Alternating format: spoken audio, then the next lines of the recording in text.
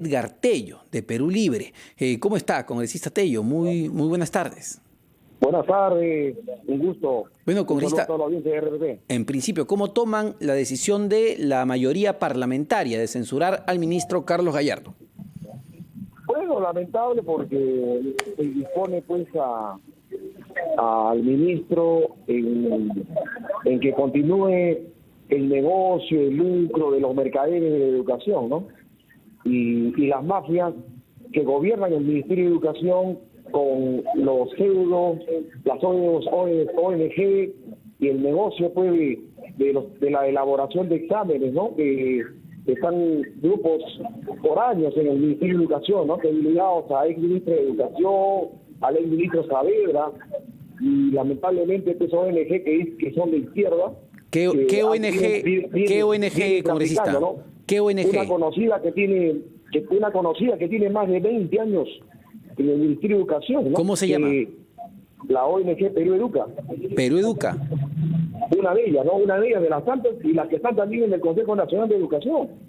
¿Ellas qué responsabilidad tendrían? A todos los peruanos en nombre del interés superior del niño, que dice que es la educación, que lo que está para ellos prima es el negocio, el lucro, en contra de la gran mayoría. Si no veamos en Loreto cómo los niños tienen que venir a estudiar en un ladrillo, digamos en Lima, en Lurín, no tienen agua ni desagüe, asentamientos humanos.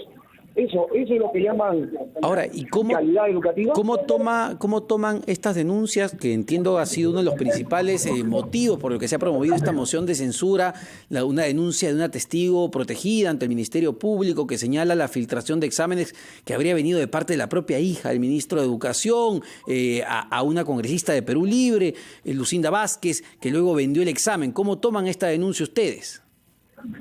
Bajezas, de volver pues a la época de la dictadura, ¿no? De tribunales sin rostro, y acusar y prácticamente manchar el honor de una maestra que es la profesora Lucinda Vázquez, que su único delito es ser sindicalista, y en el cual rechazamos contundentemente mi solidaridad contra toda esa agresión y la mancha de su honor que le hacen a la congresista, porque indudablemente aquí se quieren imponer todos los mercaderes de la educación, los negociantes de la educación, y trafican con el término el interés superior del niño y del estudiante, cuando es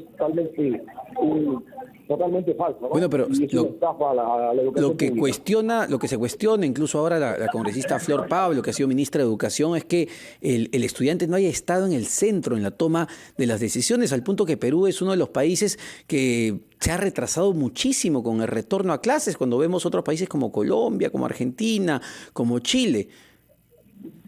Bueno, aquí el fracaso de la educación pública son aquellos que han sido ministras de educación y que han sostenido un modelo económico neoliberal que, lejos de beneficiar a la educación en el Perú, lo único que han hecho es negociar con la educación y olvidarse del estudiante más olvidado de nuestro país, incluso en la capital, ¿no?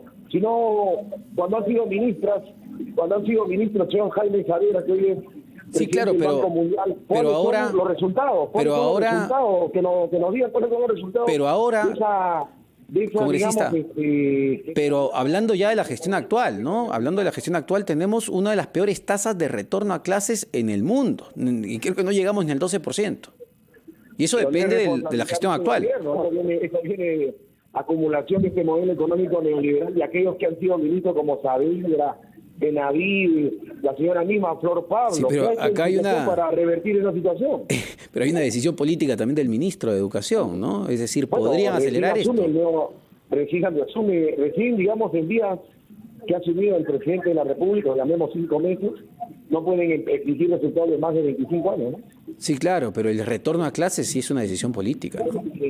Bueno, el retorno a clases, indudablemente, aquí también cuestionamos al ministro de Salud, que se ha dedicado, parece vendedor de vacunas, ¿no? El ministro de Salud parece vendedor de vacunas, promotor de vacunas, y no está viendo la salud pública. No solamente son vender vacunas, promover a empresas farmacéuticas que vendan vacunas en el Perú y vacunar a todo el mundo y adelantar plazos, sino tiene que ver la salud pública es también un tratamiento integral en todas las especialidades. ¿Qué perfil? Le pregunto directamente mejor. ¿Usted aceptaría el cargo? Parece el doctor Jeringa. ¿Le está diciendo eso al ministro de Salud, Hernando Ceballos, doctor Jeringa? Bueno, indudablemente quien se dedica a vender vacunas, ¿cómo se aplica la vacuna? Bueno, nos pasaríamos largo sobre ese tema, pero una última pregunta, porque nos gana el tiempo. ¿Usted aceptaría el cargo de ministro de Educación, congresista?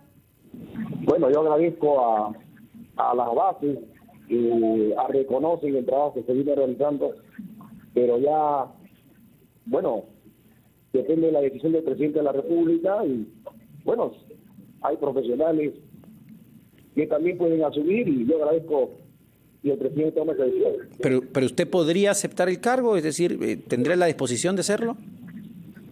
Bueno, como maestro, sindicalista, profesional en educación, como abogado, por el bien de mi país, con todo gusto asumir una responsabilidad de esta naturaleza. Bueno, vamos a ver qué es lo que decide finalmente el presidente de la República, Pedro Castillo. Muchas gracias, congresista Edgar Tello, parlamentario de Perú Libre. Y bueno, son las 2 en punto de la tarde. Solo una mención sobre el tema de las vacunas que me parece importante, ¿no? El proceso de vacunación es clave y las cifras lo demuestran. Si no nos vacunamos, nos morimos. Así de simple. Hay 200.000 peruanos que han perdido la vida durante toda esta pandemia, justamente por la falta de protección, por la falta de vacunas. Y está demostrado que si nos vacunamos, nos protegemos. Tanto es así, y la gente lo sabe, que desde el día de ayer han acudido directamente a recibir su tercera dosis, que es lo importante. Si nos vacunamos, el riesgo de morirnos disminuye de manera significativa. El riesgo de necesitar oxígeno disminuye de manera significativa. El riesgo de necesitar una cama UCI disminuye de manera significativa.